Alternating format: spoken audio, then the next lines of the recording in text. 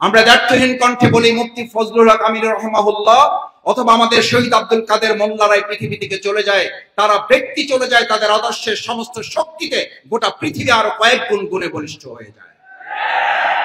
আমাদেরকে ফাঁসিতে ঝুলিয়ে আমাদের আদর্শকে ফাঁসিতে ঝুলানো যায় না।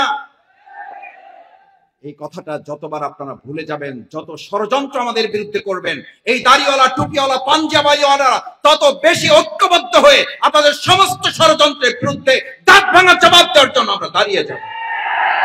আমাদের পার্শ্ববর্তী রাষ্ট্র থেকে ভয় দেখাবেন না। তারা টার্গেট করেছিল দাড়িওয়ালা টুপিওয়ালাদেরকে, কারণ তারা জানে বাংলাদেশের স্বাধীনতার সার্বভৌমত্ব রক্ষার জন্য এই দাড়িওয়ালা টুপিওয়ালারাই তাদের প্রধান বাধা। আসসালামু আলাইকুম ওয়া রাহমাতুল্লাহি ওয়া বারাকাতুহু। আল্লাহ শুকরিয়া আদায় করছি যে আল্লাহ সুবহানাহু ওয়া তাআলা আজকের এরকম একটি সুন্দর আয়োজনে সম্পৃক্ত হওয়ার তৌফিক আমাদেরকে দান করেছেন। আলহামদুলিল্লাহ। ইসলামী ঐক্য জোটের প্রতি কৃতজ্ঞতা। আমাদের মতো ছোট মানুষদেরকে তারা স্মরণ করেছেন এবং এই আয়োজনকে আমাদের সম্পৃক্ত হওয়ার সুযোগ করে দিয়েছেন। বিশেষ করে মুফতি মাওলানা ফজলুল হক আমিনী রাহিমাহুল্লাহর মতো এরকম একজন বিজ্ঞ উদার ইসলামী আন্দোলনের রাহবারের জীবন কর্ম আলোচনার সাথে দাঁড়িয়ে দু একটি কথা বলার সুযোগ করে দিয়েছেন। ইসলামী ঐক্য জোটের প্রতি বাংলাদেশ জামাত ইসলামীর পক্ষ থেকে অভিনন্দন, কৃতজ্ঞতা এবং শুকরিয়া আদায় করছি। সম্মানিত উপস্থিত ভাই এবং বন্ধুগণ, আমি ইসলামী ছাত্র শিবিরের তখন কেন্দ্রীয় সভাপতি হিসেবে কাজ করি। 2006 সালে রাজশাহী থেকে আমি আসছি। মুফতি ফজলুল হক আমিনী রাহিমাহুল্লাহ উনি ঢাকা থেকে উত্তরবঙ্গের দিকে যাচ্ছেন। মাঝখানে সিরাজগঞ্জের একটি হোটেলে একসাথে নাস্তা করার সুযোগ যখন হচ্ছিল, আমি কাছে গিয়ে হাত মিলালাম। আমার মাথাটা ওনার বুকের সাথে মিলালেন। আমি আমার বুকে এখনো মুফতি ফজলুল হক আমিনী রাহিমাহুল্লাহ উষ্ণ স্নেহ আমি অনুভব করি। একজন আলেমে দিন,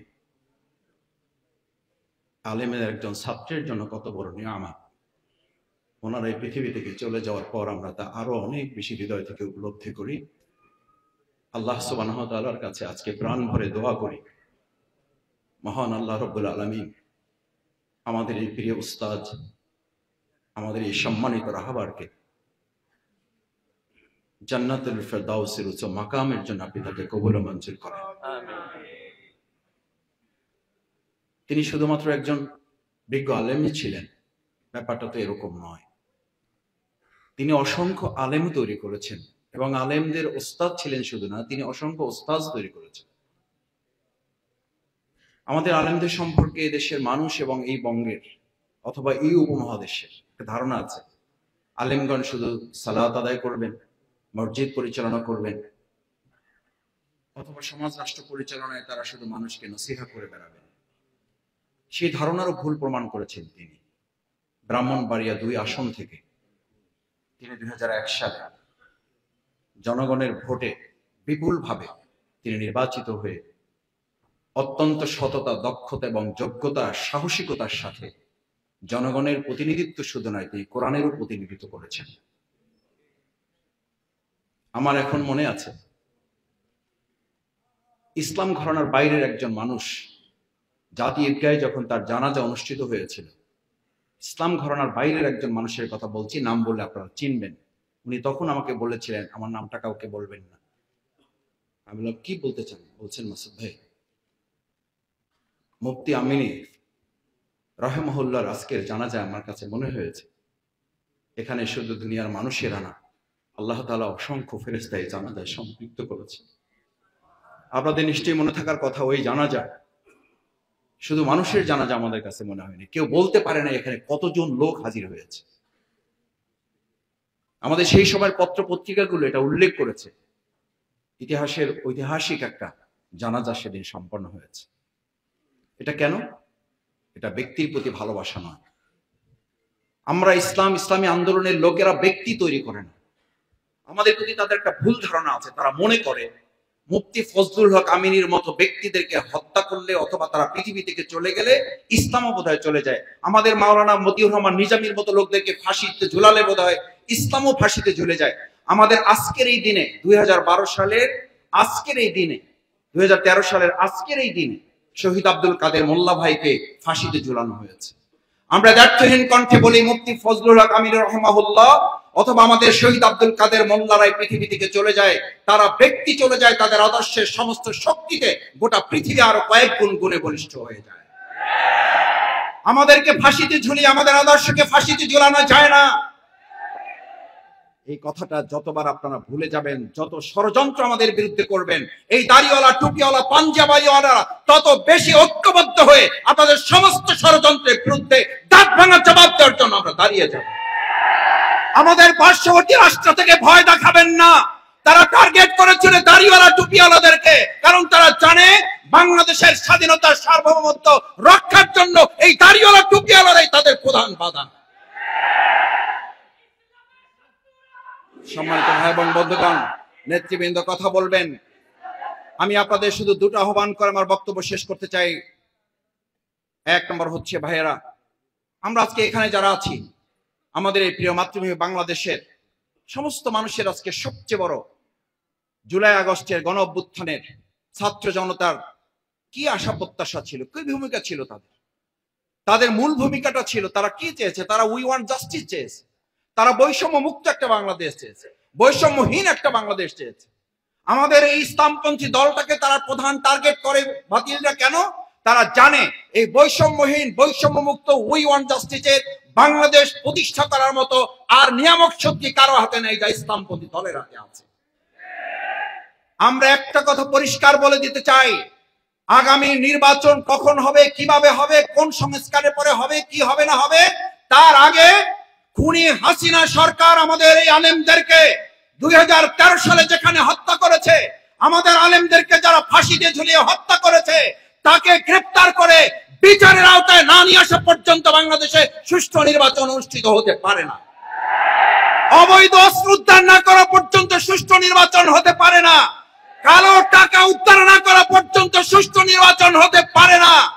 সুতরাং যারা এখন নির্বাচন করছেন, আমি তাদেরকেও বলতে চাই, আসুন আগে অবৈধ অস্ত্র, অবৈধভাবে কালো টাকা এবং খুনি সন্ত্রাসীদেরকে গ্রেফতার করে শাস্তির আওতায় না নিয়ে আসলে আমাদের দেশে সুষ্ঠু নির্বাচন হয়তো আদৌ সম্ভব হবে না। শেষ কথা হচ্ছে, ভাইয়েরা, আসুন আমাদের এই প্রিয় মাতৃভূমি বাংলাদেশের জন্য যদি সুন্দর একটা বাংলাদেশ বিনির্মাণ করতে হয়, সেই সুন্দর বাংলাদেশ বিনির্মাণের শুধু স্লোগান দিলে হবে। আমাদের মুফতি ফজলুল হক আমিনী রাহিমাহুল্লাহ, তাদের যোগ্য উত্তরসূরি যারা এখানে আছেন, আমরা ইসলামপন্থী দলে যারা কাজ করি, আমাদের 2009 সালের পর থেকে তারা প্রথম দিকে দলকে টার্গেট করে নেয়, তারা টার্গেট করেছে ইসলামপন্থী ওয়ালাদের। জেলখানায় আমাদেরকে এক জায়গায় রাখা হতো একটা ব্যারিকেড দিয়ে। আমাদেরকে যখন গ্রেফতার করে ভিতরে ঢুকানো হলো, বললো যে আপনাদের জঙ্গি লোকেরা আছে। আমি বললাম, জঙ্গি লোকেরা? বলছে হ্যাঁ, এক জায়গায় আপনাদেরকে রাখা হয়েছে, তাদেরকে বের হতে দেওয়া হয় না। আমি গিয়ে দেখলাম যে আমাদের সম্মানিত শ্রদ্ধেয় ওলামায়ে কেরামগণ, যে যাদের বিরুদ্ধে জঙ্গি তকমা দেওয়া হয়েছে, তারা দিনের বেলা রোজা রাখেন, রাত্রিবেলা তাহাজ্জুদে রাত্রি কাটিয়ে দেন। আমি প্রশাসনকে বললাম, আমাকে বারান্দা থেকে বের করবেন না, এই বারান্দায় আমি আটকা পড়ে থাকতে চাই। যারা সারাদিন রোজায় কাটায়, সারাদিন তাহাজ্জুদে কাটায়, তাদেরকে পরাজিত করার শক্তি পৃথিবীর কারো থাকতে পারে না। আমাদেরকে বারান্দায় আটকাতে পারেন, কিন্তু জনগণের হৃদয় থেকে আমাদেরকে আটকাতে পারেন নাই। আপনারা ব্যর্থ হয়েছেন। 2024 সালের 5ই আগস্ট আপনাদেরকে ছাত্র জনতা ওলামায়ে কেরাম ব্যর্থ করেছে। ভবিষ্যতে আপনাদেরকে ব্যর্থ করে ইসলামের ভিত্তিতে বাংলাদেশ পরিচালিত হবে। এবং শেষ কথা আপনাদের অনুরোধ করতে চাই, ভাইয়েরা, আমরা কে কোন দলের, কে কোন মতের, কে কোন পথের, তার চেয়ে বড় কথা হলো এই দেশের তরুণ ছাত্র শ্রমিক জনতারা চেয়েছে আগামী দিনে কোনো ব্যক্তি এবং দল ক্ষমতায় যাবে কিনা, তার চেয়ে বড় প্রমাণ হচ্ছে জুলাই আগস্টে আপনাদের মনে থাকার কথা, কোন দলের ভিত্তিতে, কোন একক নেতার ভিত্তিতে সেদিন কিন্তু আন্দোলন সফল হয় নাই। সুতরাং আগামী দিনে বাংলাদেশ পরিচালিত হবে কোন একজন ব্যক্তির আনুগত্য নয়, বাংলাদেশ পরিচালিত হবে কোন একজন ব্যক্তির ক্ষমতায় যাওয়ার উপরে, দলের ক্ষমতায় যাওয়ার উপরে ভিত্তি করে নয়। বাংলাদেশ আগামী দিনে পরিচালিত হবে ব্যক্তি এবং দল ক্ষমতায় যাবে না।